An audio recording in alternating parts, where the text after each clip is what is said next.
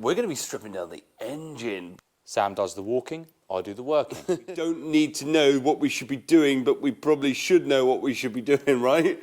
I'm gonna skip my breaks, I'm gonna make mistakes. I'm gonna skip my breaks, I'm gonna make mistakes. I'm gonna skip my breaks, I'm gonna make mistakes. Look at beautiful stars, I wanna drive a faster car. So guys, welcome to this episode of Make or Break. On this episode of Make or Break, we're going to be stripping down the engine. But to strip down the engine, we need to put the engine from this amazing stand that he absolutely fabricated the hell out of. This, guys, we understand that this is not safety regulated. We don't need to know what we should be doing, but we probably should know what we should be doing, right? I have got lifting chains and everything like that, but they are currently being used lifting another engine, holding another engine, and we're a bit strapped for time getting this old girl apart, so it's a good old trusty ratchet strap. No worries. So basically, first of all, we're trying to get this clamp here, which mounts to the engine on our engine stand. So first of all, we're going to have to get the flywheel off.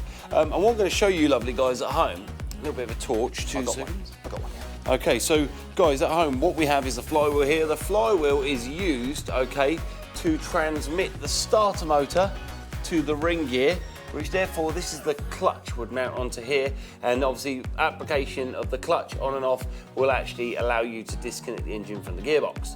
But these bolts here, I've never seen anything like that in my life. The bolts are so tight to the side of the flywheel that we're going to struggle to get them off. In SEMA fashion, we didn't turn up with any impact sockets, so that's fine. But what we're going to do is we're going to use the gun, and we got one out straight away, so we're just going to crack on from there and see if they undo.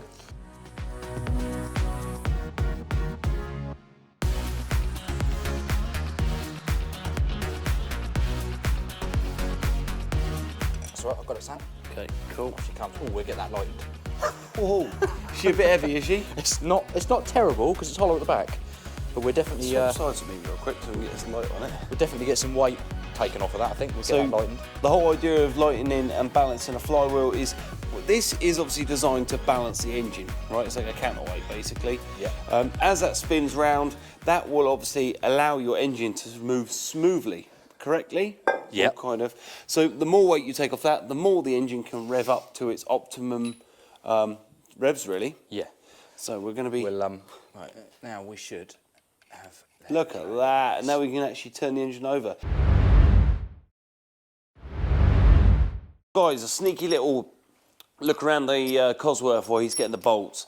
Everyone out there has been, talk to me about the Cosworth, talk to me about the Cosworth, talk to me about the Cosworth. Well, in England, we call them a codswallop. Well, I do anyway. This is a Ford Escort Mark 5. No, it's Mark 6. And I'm going to tell by the front end. Someone out there will tell me I'm wrong. I believe this is a Mark 5 because it's not a smiley grille on the front. Someone at home will tell me different. Do you reckon I'll be allowed to open the bonnet? Possibly. Give me a sec. That's all right, I think it... Under here, you have what you call a Cosworth YB. So this is basically a Ford Pinto 205 block, I believe, with a twin cam Cosworth head. I believe. I'm sure all the comments below will shout at me and tell me I'm wrong. In layman's terms, you're right. In layman's terms, I'm right. They've got different crank, they've got different pistons. But the block's the same, right? Essentially, the block's the same. Yeah, they've got different pistons, high compression pistons. They've got different crankshaft. They've got stiffened connecting rods. Yeah. Make the whole bottom end of the engine a whole lot stronger to deal with the extra power. And then, like you say, they've got a twin cam head. Yep. And 9 times out of 10, they've got a dirty great turbo hanging off the side of them. And there is an amazing car designer out there, which basically he designed the Mini and he also designed the Fiat 500. And you may recognise him through this spoiler. So, Mr. Frank Stevenson himself, who designed the Mini, the BMW X5 and the Fiat 500, wanted to put a third wing in here. So it's amazing to really sort of see where his engineering went and how pretty that would have looked and how these stickers for this car were trying to follow Frank Stevenson's design, you see. Frank, you're the man. You're the man. But guys, back to the engine. So he is throwing our base plate on. All our bolts are nice and tight, which is really, really good. our main problem here, guys, as you can see, is that our engine stand itself and our engine hoist have basically the same kind of footprint. So this is going to be fun. I'm going to put the phone down on the floor as I'm going to help my mate here with losing his toes. I'll get my trolley in a minute. That's right. I've got my trusty Ugg boots on today. I'm sure these are safety boots. So is that as far as we can go up? Still Ugg boots. No, it's not as far as we can go up, but I can go a bit further, but you're about right. It may be a bit right. Just want a bit shuffle. Come on, round we go. You're going to have to... Ooh, we're so close. Let me just try. Okay, come up a little tad on the wind. Oh, I just done with the bar. So guys, everyone at home, please wear safety-related footwear. The engine stand is now bolted tight up until the engine, and we're happy with that. What we're going to do here is put a bolt, okay, onto the top of our engine hoist. And what we're going to do is we turn the engine slightly here, just to line it up, and we're just going to slide a bolt straight in there. What this allows us to do, okay, is when we drop the engine down, that engine isn't going to turn either way because it could be top heavy. And the most important thing here is this engine here has probably about 7 or 8 litres of engine oil in it. So if that engine does turn over, every litre of engine oil is going to pour its way out of the top of the engine. Engines aren't designed to be upside down, so that's a big priority here. Next step is we're going to get the engine off the sketchy looking strap. And cool, right there. We are down. And we're out of there, right. This could go very good or very bad. Very good, very nice. Oh, don't. My children are obsessed with saying that. I don't know where it's come from. It comes from TikTok, mate. Oh, there we go. So we didn't die, which is really handy. Okay guys, so what we've done is we've got the engine secure on a stand. This is the most important thing because this engine will kill you or decapitate your toes, correct? If it falls on you, yeah, definitely. And when you're wearing trainers, I am wearing trainers like today, him, yeah. or you're wearing Ugg boots like me, I can assure you these are not going to save our toes. No, they're not. Unfortunately, I wrecked my boots today, so I got to go and buy a new pair. No worries. So guys, first of all, most important part of the engine is the carburettor. Basically, the fuel goes in through this part here. It fills up both of these float bowls, and basically it has idle jets on one side, which will allow us, the engine to have a trickle of fuel for when it idles, and then the other side has a main fuel jet. So when you open it up, it will squirt pulses of more fuel into the cylinder and giving you your ignition, hopefully with this lovely distributor here working. What we're going to do now is we're slowly going to take our distributor and our carburetor and our intake manifold off. Do you want to mark the leads? It's up to you. We can do. We're going to replace those leads anyway, aren't we? We are indeed, but I think getting our firing order, like... Firing order should be written somewhere. It's there, look, right on top of the... 154263. If you look carefully, here... Oh, you've got cylinder 4. Oh, look at that. Cylinder 4. So you've wow. got 1, 2, 3, 4, 5, 6, 7, 8 going perfect. from front to back. So we're laughing then, really. All we'll need when we refit the distributor is top dead centre, cylinder 1. Chances are it'll be 100 degrees. So number 1 starts there, which is nice. If we've got number 1 at the rear, we've got these videos that we can rewatch and go back through. No worries. We've got number 1 at the rear, and we've got cylinder 1 at top dead centre.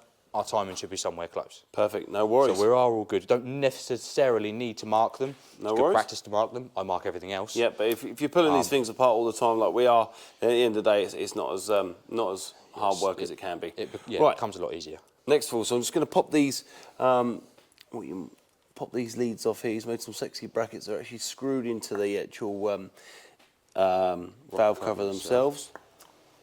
This one here is that little spark igniter, guys. I know a lot of people were saying in my video, you got sparks. This thing here is a spark detector. Pop that between the lead and the plug, and that tells you if you've got a nice spark, which is good. Pop them off.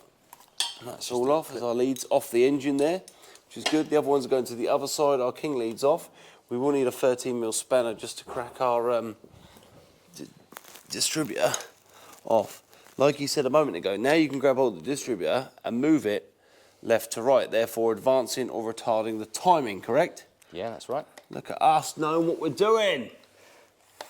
Right. a second. Riveting stuff. This is this is the bit where we'll speed this up for you guys. Benny Hill soundtrack. Yeah, watching that's it. Sam trying to remove a distributor as quickly as he can.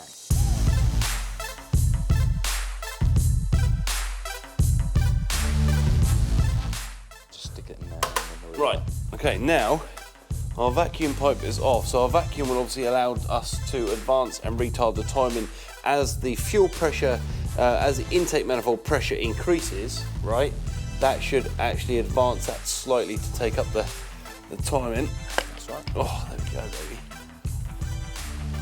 So this here is what you can normally find is you normally got on some engines you've got an oil pump drive in the bottom of the actual distributor as well, which is normally a square. So like a hex, you might just about see Yeah. that on the video. camera there. It's Perfect. very, very difficult to see. And that will obviously allow you to pump the oil around the engine. Right, where should I put this? Right, there we go. Okay, that's right. So next of all, intake manifold off, or do you want to whip the head valve covers off? Could get the rocker covers off. No worries. And then we can start looking at those. Perfect. I'll find an Allen socket. Looks like a little 4.5, which is probably a certain size in Americano. Yeah, well, it'll be imperial. These are won't half it? inch as well. Our intake manifold gaskets, which is good. Can move around the other side so I don't. Carburetor. So you've got 4 bolts holding the carburetor on. 4 nuts, shall I say, and studs that hold on the carburetor and whip the carb out of the way. The carburetor we know works perfectly. This thing idled beautiful. Josh there getting the Allen key bolts out of the valve covers. A lot of people are liking these valve covers. They're saying, a lot of people are arguing that either they're period correct and some other people are saying they're not period correct. For a road going car, that is one thing that I wasn't able to check. Because the owner of the car wasn't at the Peterson Museum, I wasn't able to check stuff like that, which is a pain in the bum. So if there is anyone watching that just happens to own a genuine Mark III GT40, We'd like to know what valve covers it would have had, right? yeah. You'll say tin ones that say for Moco. To be fair, I quite like them. I think they are quite period looking, I think they're and really I like cool the fact looking. that they match the fact that the air filter cover is also thinned. Yeah, I think they go together quite well. They complement each other quite well. very Cobra-esque. Yeah. Loving our dipstick that looks like it was made out of a piece of frickin' angle iron. It's also right in the way. You didn't have to pay anything extra for that though. No, no. I bet it wasn't right in the way when you were trying to get to it though, when it was in the engine bay, which is nice. Because you know, you've got to remember that the rear bulkhead was where my hand is. When you're ready to pull that off, let me know. I'll come So, around your side. So we have 1, 2, 3, 4, 5, 6 bolts on each valve cover there, and 4 bolts holding our intake manifold on. For some reason, even here as used, it looks like a 1/2 inch spacer, which is actually sloped, which I've never seen before. So the spacer between the carburetor and the inlet manifold has got a slight incline on it. I wonder if that's because our engine is slightly inclined to make it look like it's right when you've got the air cleaner on. Otherwise, because the air cleaner is so long, it is going to look quite obscure. Do you want to whip that carburetor off? Ready? There will be a wiggle. She should come straight off. When you've undone your springs. Well, I'm only here to blow the flipping doors off. I can undo the bolt. Yeah, because that's it's a true, manifold bolt anyway. There we go. So the reason they've got a slanted spacer Yep. is to keep the carburetor level when the engine's mounted in the car. You've got to try and keep the carburetor as level as you can. Yep. Because it's got 2 float bolts, if it's on a hill, Yep. one float bolt will be biased to get more petrol than the other. Right. So 2 of the 4 barrels of your 4-barrel carburetor will have a lot more easy access to fuel than the other 2 if it's sat on a hill. Got ya. So that's kind of the reason why they have a sloped spacer plate. You should be able to just joggle her off. There we go. So guys, what I was saying just then, just so you guys can see at home, one side is a nice inch thick, I would say, and the other side's a 1/2 inch. So it does give you quite a violent transition. So obviously when this engine is in its hole, it must be slightly like that. So what that's done is that's just brought the carburetor down to be level, like Josh just said. So here you go, I'll give it to you, mate. I'll twiddle those nuts back on there, shall I? Yeah, you can do. I'm going to go and put this carburetor somewhere safe. Guys, remember, twiddling your nuts back on will help you find your nuts later on. Like Josh mentioned earlier, the firing order is clearly there, marked on the cast intake manifold. I'm going to whip the intake manifold off. Josh did a lovely video a little while ago of us draining the coolant, which is nice and helpful. So that's good. And then I'm going to come around your side and we're going to watch you remove a sexy valve cover. Hopefully. I might need a screwdriver because I think it's got some silicone or some sealant on it. I think it just might be where it's been sat there for quite a while. It's gone a bit stiff. That is very stiff. As is the way with these sorts of things. You never know quite how easy things will come apart. Sometimes a nice copperoid amoroid. Yeah, I don't want to hit it too much because it is only aluminium. Yeah. Or aluminum, as you Yankee Doodle do say. Aluminum. There we go. Just a nice little pop. She's off.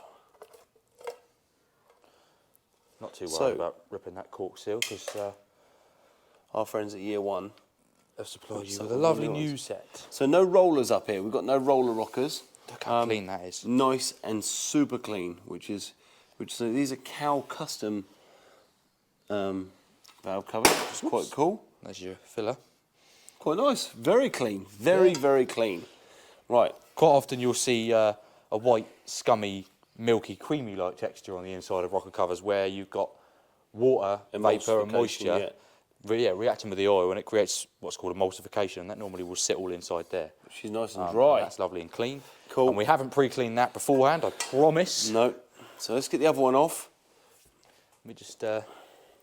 one thing we are going to have to get, which I don't know if you've got yet so far, is on the bottom of these push rods we'll need new followers. Right, no for the worries. camshaft. That's fine. Because you've got a new camshaft. Yep. So if you're going to put a new camshaft on, you've got to put new cam followers. Yep. No worries. To match the so we're getting somewhere, guys. We're getting somewhere. The heads look nice and clean. The oil looks very clean. Like, you know, you'd expect that to be pitch black. You know, if it was old oil, but it looks like it's been well maintained. It all looks good. Looking good, looking good.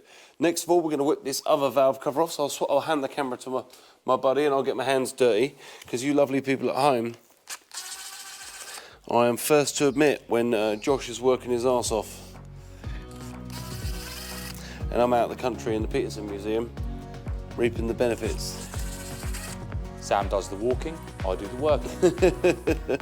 On that note, I'm going to let you guys have a break. Hopefully we'll see you next week when we start stripping down those cylinder heads. And when I say we, I mean I'm going to be assisting Josh again. Thanks again, see you next time. Quick reminder, hit that subscribe button, the like button, and then the bell button, so you get alerts when we release new episodes, and follow us on social media too for extra stuff and more alerts about videos we're releasing, which at the moment is every Sunday and the odd Wednesday too. Bye for now.